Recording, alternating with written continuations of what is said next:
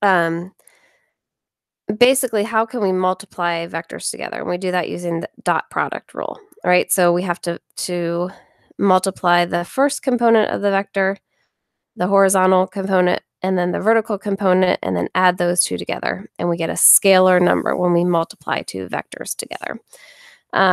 So we did a lot of practice with that. We also had these definitions of dot products where we had number 4 that kind of helped us out, because number 4 tells us that if we have a vector v and we multiply it by itself, then basically the square root of that is the magnitude of our vector. So remember, vectors have both a magnitude, a size, and a direction. And number 4 here can really help us to figure out what the magnitude of our vector is just by multiplying it by itself and taking the square root.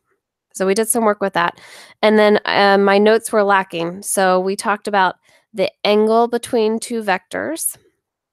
So if you don't have that written down in your notes, it's probably a good thing to have written down.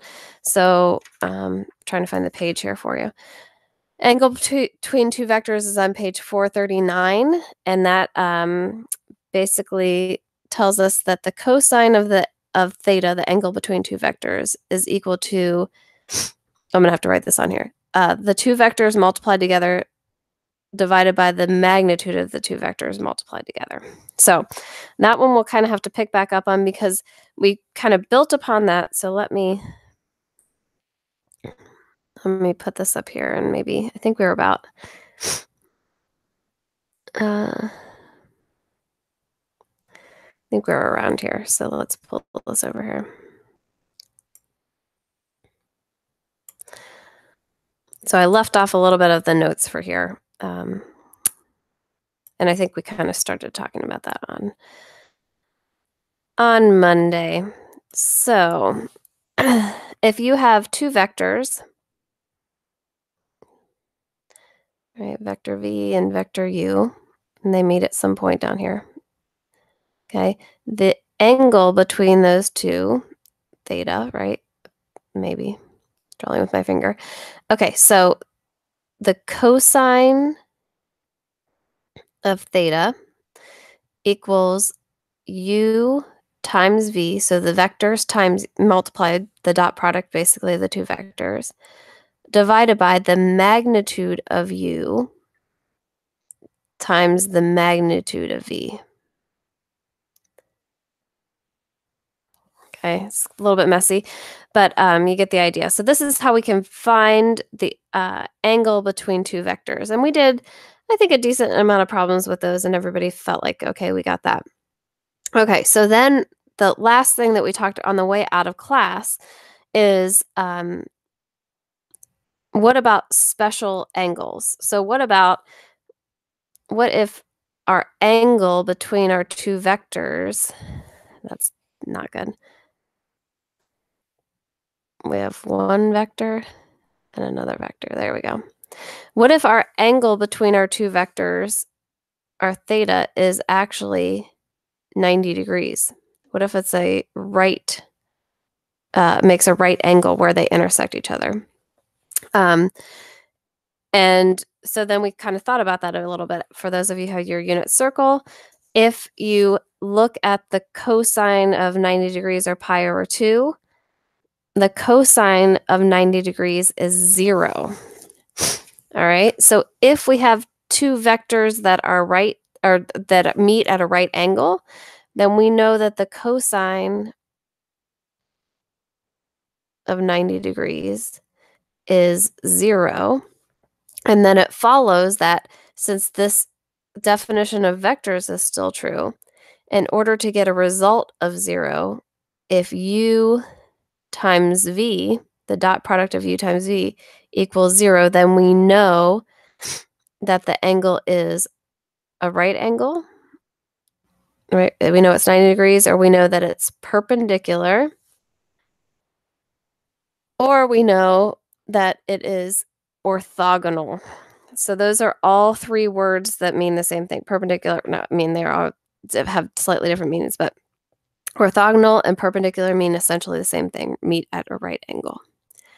So if we come across a case where when we multiply our two vectors, we do our dot product of the two vectors together and we get that equals 0, then we know, oh, these two vectors meet at a right angle. Okay. We also kind of talked right at the end that there are some other angles that we can consider. So this one isn't quite as straightforward, but still you guys got it right at the end. So we said that if you do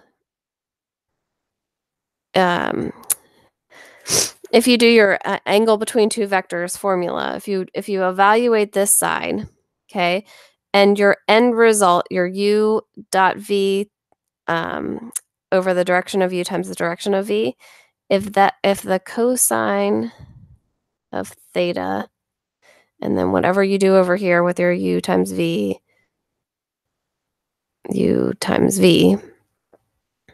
if that equals 1 or -1, then that gives us some other clues about the angle. So if we have a cosine theta equals 1, okay, then we're actually looking at two vectors.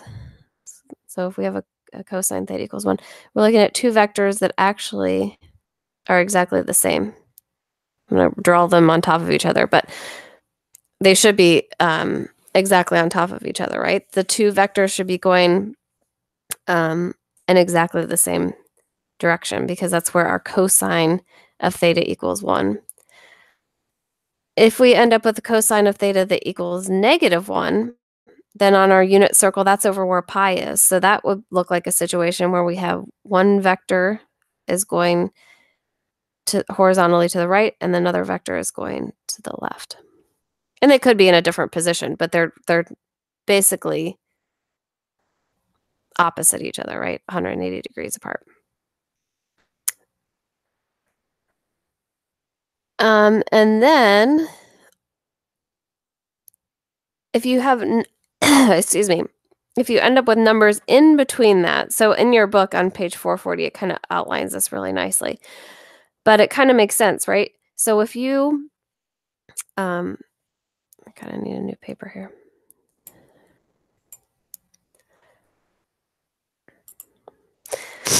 So we said that if your cosine of theta ends up equaling 1, then your two vectors are on top of each other, right? U and V. If your cosine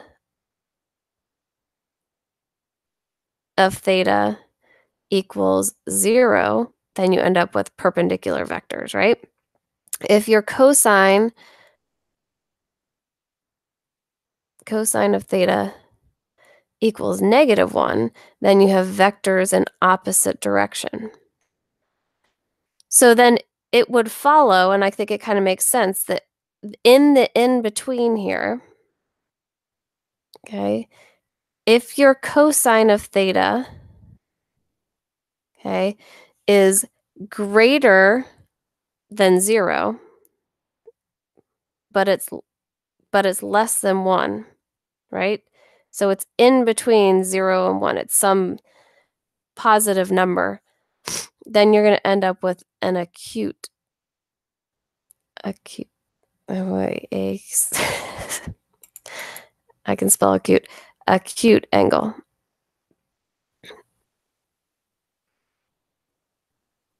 So if your cosine of theta is in between +1 and 0, then you're going to end up with an acute angle, right? And if it's over here and your cosine of theta is less than 0 but greater than 1, or greater than -1, sorry, then you're going to end up with an obtuse angle. That was looks kind of like my right angle there. Let's make it more obtuse. There we go. So that's just kind of how you can think about how to classify your vectors. So that's actually the last few problems here. And I'm going to take a quick drink. I'll be right back.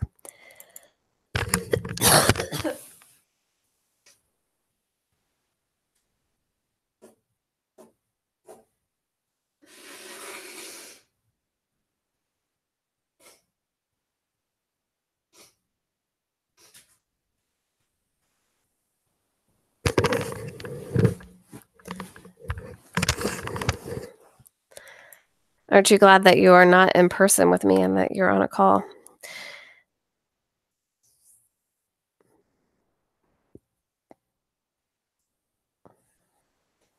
Okay.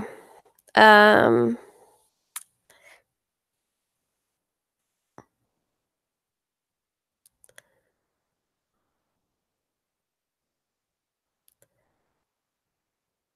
just looking here what problem we want to do yet.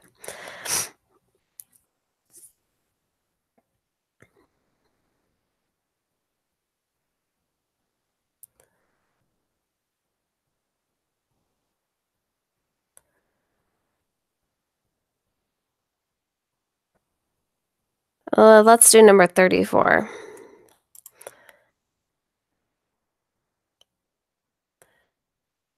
Maybe.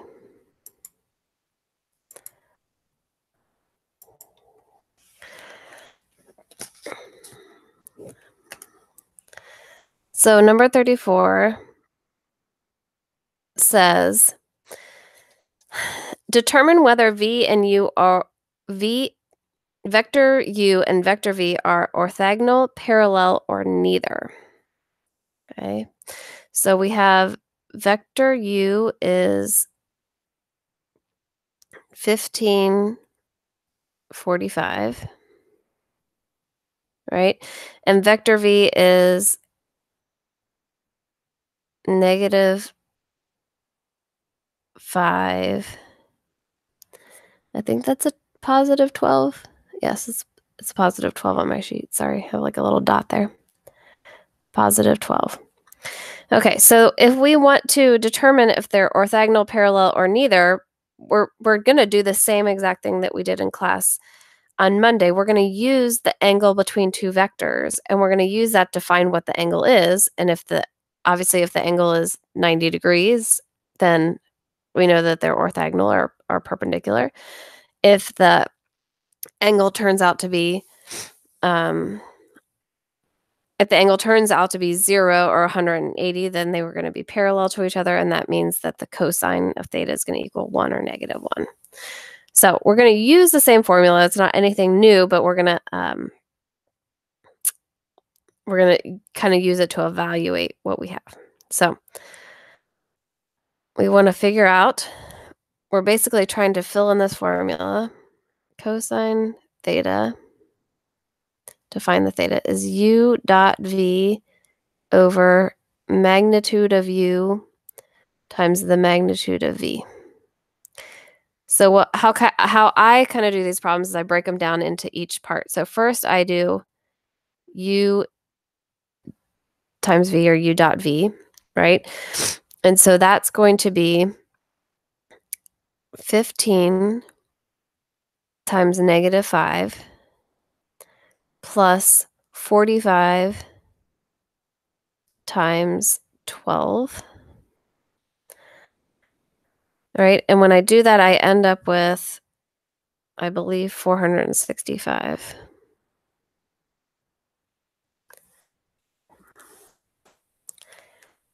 Should probably double check my work here today.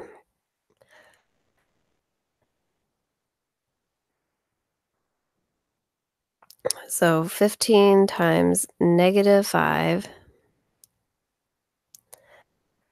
plus 45 times 12. Yep, 465. Okay, we're good. Excuse me. All right, so then if I want to find the magnitude of u, the magnitude of u is equal to, actually the square of the magnitude of u, but we're just going to kind of write it this way, is equal to the square root of u dot u. And again, if you look at this and you're like, oh, well, the square root of u squared is just u, that is true, except that we're dealing with vectors. And so when we multiply two vectors together, we get a scalar, just a number, and then we can actually take the square root of it. So u times u is 15 squared plus 45 squared, and then take the square root of all that. Okay. So when I do that, again, today I'm double checking all my numbers because Yes, so I end up with u, and I don't think this is a perfect square.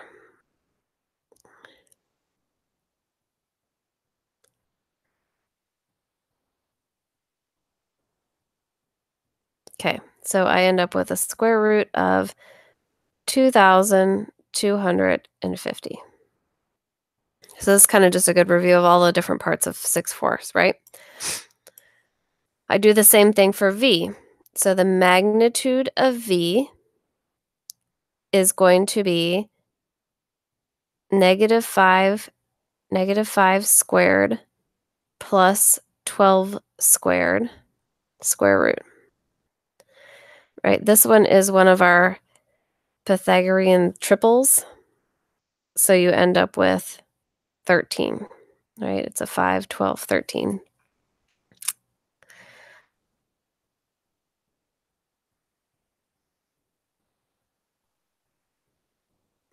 All right, so now I go back up here and I plug all this in. I have u times v equals 465. I have the magnitude of u is the square root of 2,250 times the magnitude of v, which is 13. All right, so when I evaluate that, number one, actually right when I was back here at u times v equals 465, I've ruled out that it's orthogonal, right? I know that these are not orthogonal points because u times v did not equal 0. So I've got that kind of ruled out. But now I need to know, are these parallel or parallel to each other, sorry, or neither. So I'm guessing neither, just based off of the fact that these numbers don't look like they're going to end result in me with a nice 1 or -1. But still, I'm going to go ahead and do the math. And I end up with 0.07541.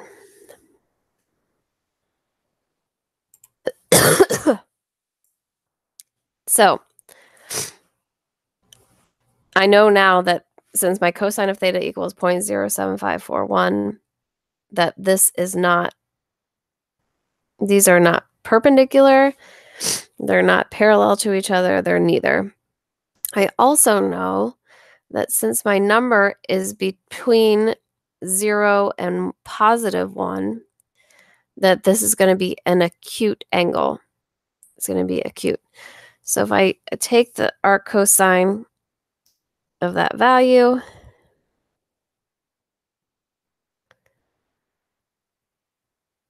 I end up with,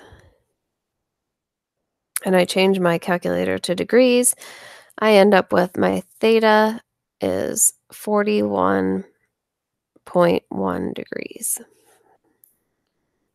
So definitely an acute angle, right?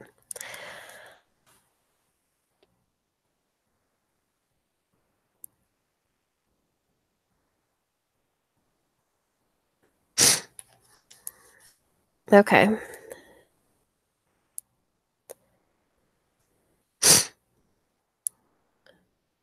Any questions about that? I think it was kind of a good review of everything.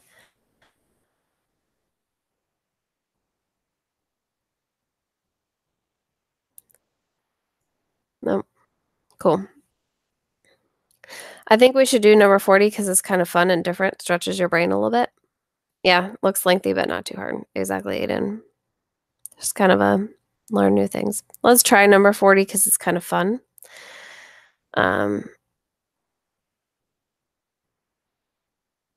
Just to do something a little bit different, right?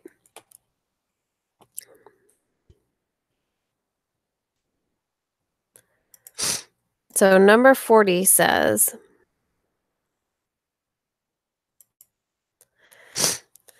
find the value of k so that the vectors u and v are orthogonal.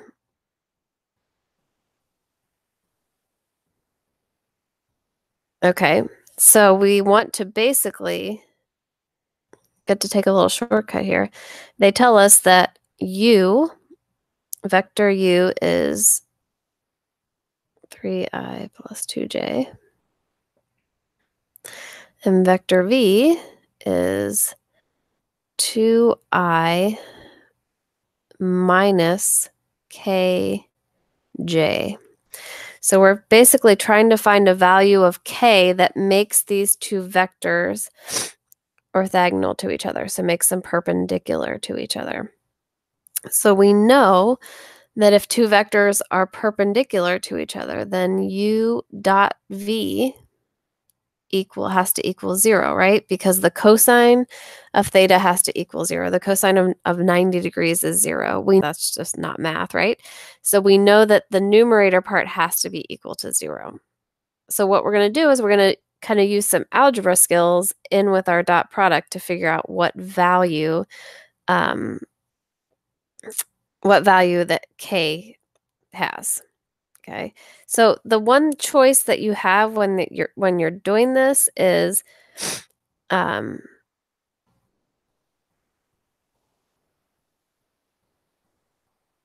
if you want to put the negative in with k or outside of k. So what I mean by that is I know that u is 3, 2, right? And I'm multiplying that by 2. And the way I did the problem was I said this is a negative k because they've given us that that's negative here.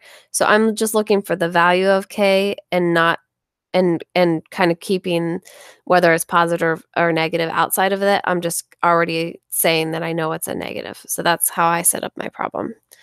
I know sometimes people will solve for k and then just know that it's a negative in there, but I think it's a little easier this way. All right, so then basically you're doing the dot product, right? So 3 times 2, you're doing 3 times 2 plus 2 times negative k equals 0. So this is 6 minus 2k equals 0. And don't we wish all algebra problems look like this now? Right? We're going to subtract 6 from both sides. So we're going to negative 2k equals negative 6, or that k equals 3. So in order for these two vectors to be orthogonal, 2i minus 3j. K should equal 3.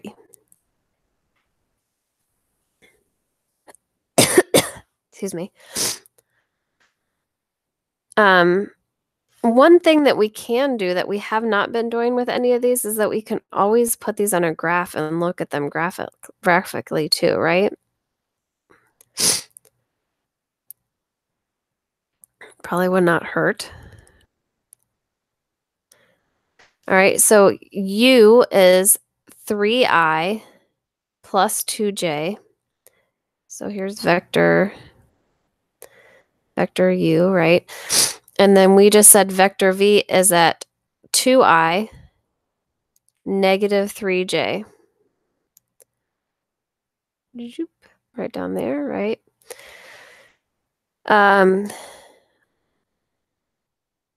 Also kind of bringing it all back into algebra 2, you'll also notice that, or algebra 1 and algebra 2, vector u, right, has a slope of 2/3, and vector v has a slope of negative 3/2. So those are negative reciprocals of each other, and so that's kind of the definition, right, of perpendicular. So it all comes together. It all makes sense together, right?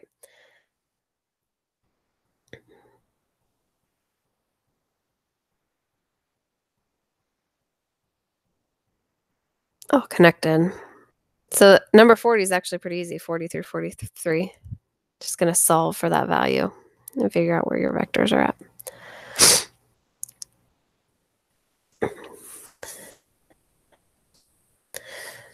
All right.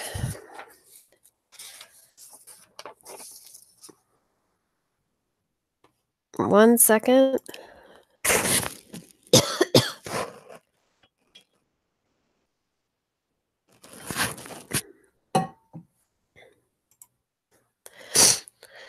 Okay, so 6-5.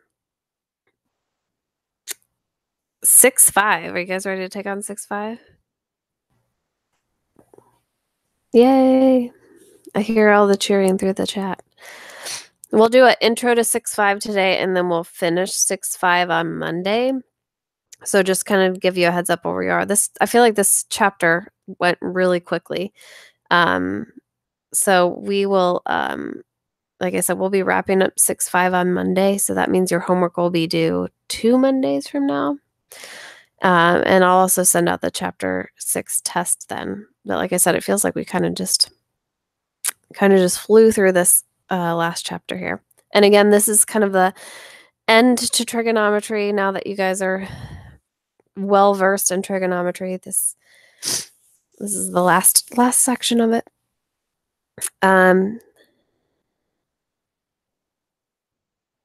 Yes. All right, let me pull up our notes. All right, so 6-5, we are going to talk about, since we're in the chapter, so 6-1 and 6-2, we talked about the law of sines and cosines. 6-3 and 6-4, we talked about vectors, what vectors are, and how to add vectors, multiply by scalars, multiply by dot products, and find the angle between vectors, okay? 6-5, we're actually going to take another jump. So I feel like chapter 6 is kind of like everything else that has to do with trigonometry that, it has to do with trigonometry, but it all isn't necessarily related. So 6-5, we're going to talk about complex numbers. So back in chapter 2, we talked about complex numbers and we did work with them. And so they're coming back again. So if you recall, let's see, make this a little bigger. Sorry, I'm trying to make it bigger. There we go.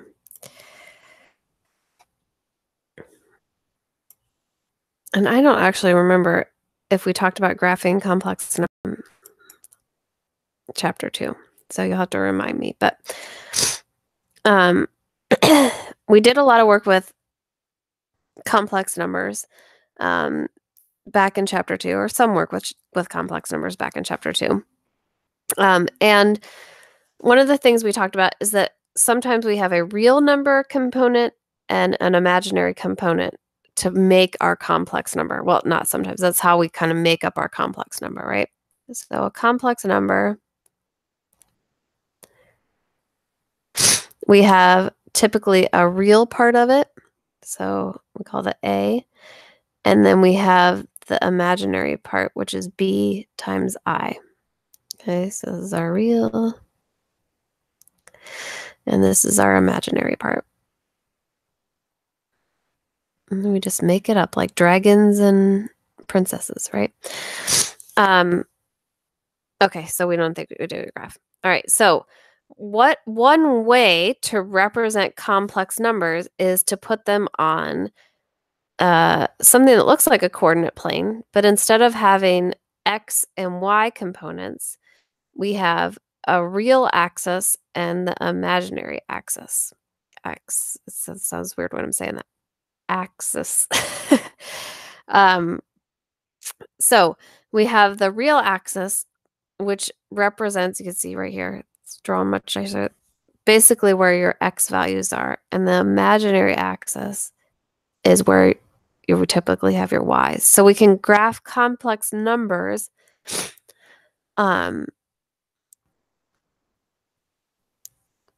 We can graph complex numbers on a complex plane. So that's what this would be called. This would not be called a coordinate plane. This is a complex plane. Okay. The good news is that it's super easy to do it because you're just, I mean, it's kind of like using all the same skills that you have from the coordinate plane. You're going to graph your real component, you're going to graph your imaginary component just like you would graph an x and a y. So that we like, right? So I think the first few examples. Oh yeah, we're going to plot it and talk about the absolute value. So let's talk about the absolute value before we even get into the examples. All right, so if you can see on this graph here, on the plane, they've plotted a couple points. So the first complex number here is 3 plus 2i. Okay, so 3 is the real part of our number. So we go out 3 on our real axis, right? And then 2 is the imaginary part of our complex number. So we go up 2 and we get our point here at 3, 2. Pretty easy, right? You can see over here we have -2 minus I. So we have -2 on our real axis, and then minus I represents -1 on our imaginary axis. So we have -2, -1. Okay. -1 plus 3i. So we have -1 in the real, and then positive 3i, so positive 3 in the imaginary axis.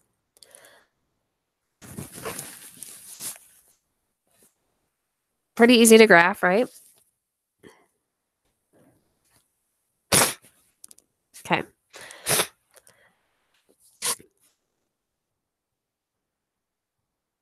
So one of the things that we can talk about with a complex plane is we can talk about the absolute value of a complex number.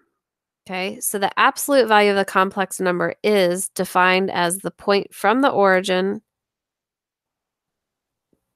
to the point that of your complex number. And that's supposed to be a straight line.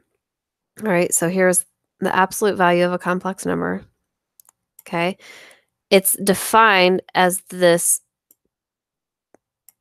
It's defined basically as the distance between the origin and the point that you're at. So this looks an awful lot like what? Pythagorean theorem or a distance formula. This should look really familiar to you, right? If you were on a coordinate plane and you want to find the distance from the origin to some point, then you can use the Pythagorean theorem, right? A squared plus b squared equals c squared. You can find the distance. Well, if I want to find the absolute value of a complex number, guess what? I'm going to use the same formula. So it's just written a different way. The absolute value of a complex number. So here you can see that's written out. The absolute value of a plus bi is equal to the square root of a squared plus b squared. So basically it's the x, the real component squared, plus the y, the imaginary component squared, and then take the square root of that. So again, everything should look super familiar because it is. We're doing the same exact things. It's just that instead of using this on a coordinate plane, we're now using it on a complex plane. So we like that, right?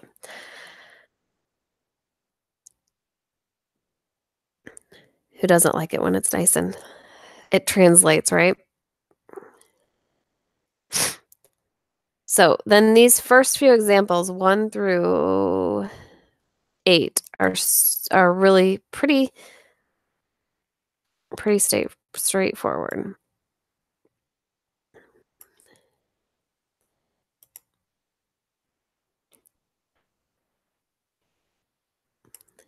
Okay. So in 1 through 8, plot the complex number and find its absolute value, right? I should have a coordinate or a complex number plane put up on here.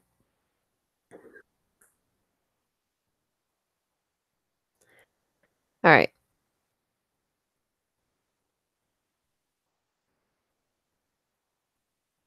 It's a very straight complex number plane. Probably would be helpful if you want to. You can probably Google. Oh, this is horrible. I gotta do something else here. Hold on. I would recommend Googling complex number plane and doing something a little better than what I had there. But let's just talk about these really quickly. So the first one is negative 2i. Okay, so for negative 2i, we really only have the imaginary component for this number, right?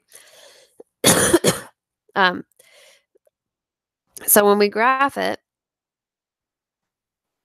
we only have an imaginary part. So we have no real part. We only have an imaginary part. So this would be at 0, negative 2 on our complex number plane.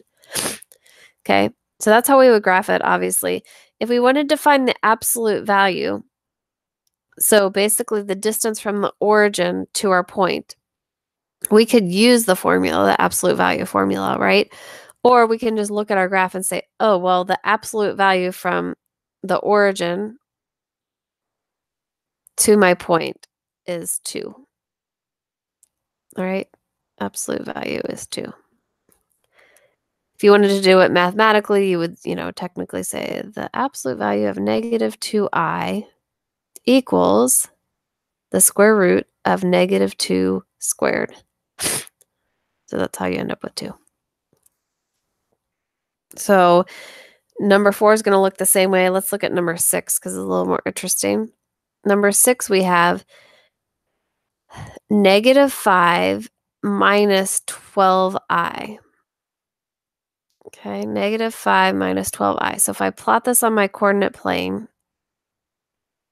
I'm not going to be to scale. This will be 5, 5, 10, 20. Okay. So negative 5 is my real component. So if I go, I'm going to make this negative 5. If I go negative 5 here, and then in my imaginary component is negative 12, my vector is going to be down here. Not vector. I shouldn't say vector. I shouldn't have even drawn it like that because that's not right. Ignore that I just drew that. My point on the complex plane is going to be down here. Sorry, I was thinking vectors in my head. So it's going to be negative 5, negative 12. That's where my point on my complex plane is going to be. So then if I want to find the distance, that's what I was thinking in my head. If I want to find the distance from the origin, right? You might recognize what this is going to be because it kind of was like the last problem that we did. But the absolute value of negative 5 minus 12i is equal to negative 5 squared plus negative 12 squared. And when you do all this, you're going to end up with 13, right? And this, again, is one of those Pythagorean triples, 5, 12, 13. So the absolute value of negative 5, negative 12i is positive 13. And that's the distance from the origin to this point down here is 13.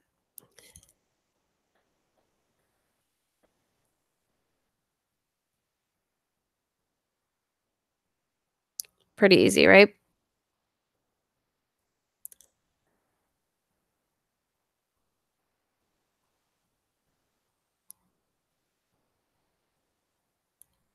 Cool. We like easy. All right, last thing, I'm not going to, excuse me, I'm not going to,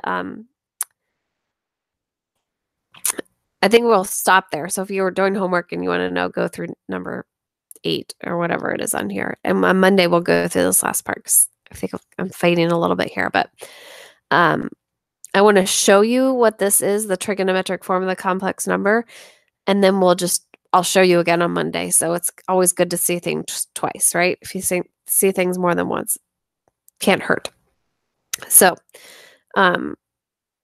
this is just a different, so we have the form of the complex number that we're kind of now used to talking about, right? That we have a plus bi.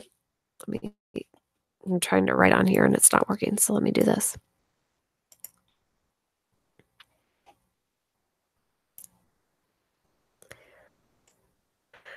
Okay.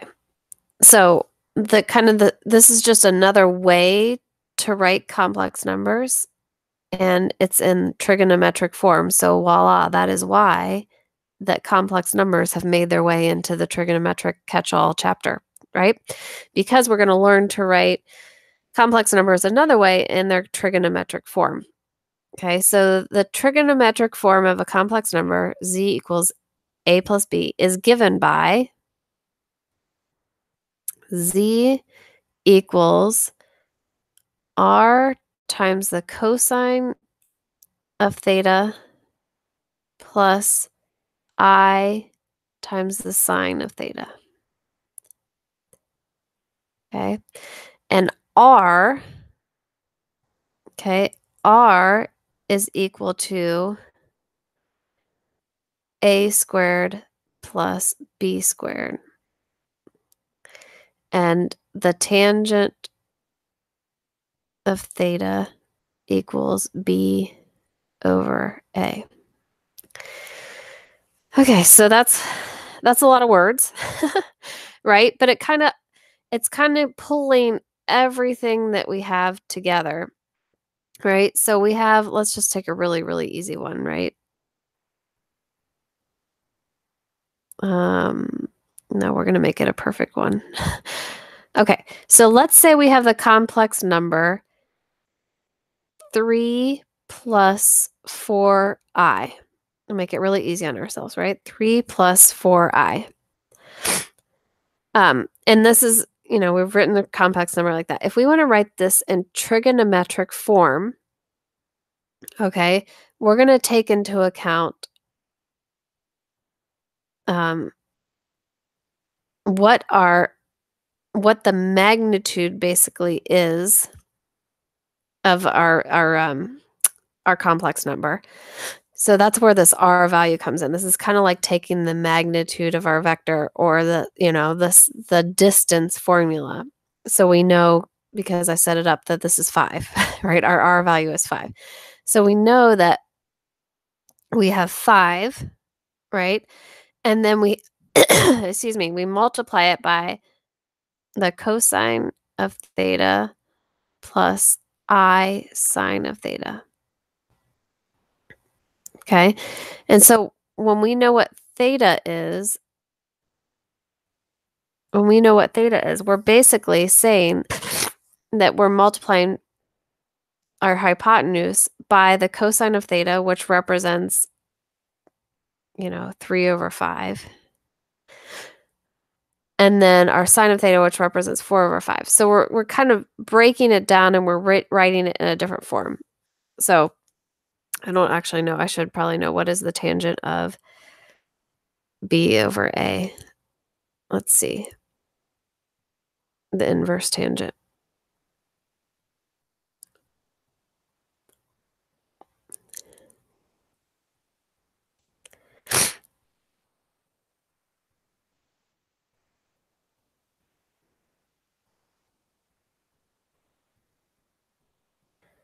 All right, so I get the inverse tangent of 4 over 3 as 53.1 degrees, right? So I can rewrite this as the 5 times the cosine of 53.1 degrees plus I times the sine of 53.1 degrees. So then if I multiply 5 times 53.1 degrees, 5 times the cosine of 53.1 degrees, I end up with my real value of 3. Okay, and if I multiply 5 times the sine of 53.1 degrees, I get 4.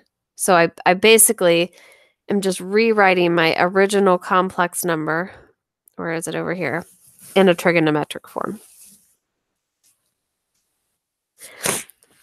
So on Monday, we'll spend more time kind of breaking that down. I feel like this definition, or this example, worked a little bit, but I'll have a better example on Monday, and we'll figure out how do we rewrite complex numbers in trigonometric form.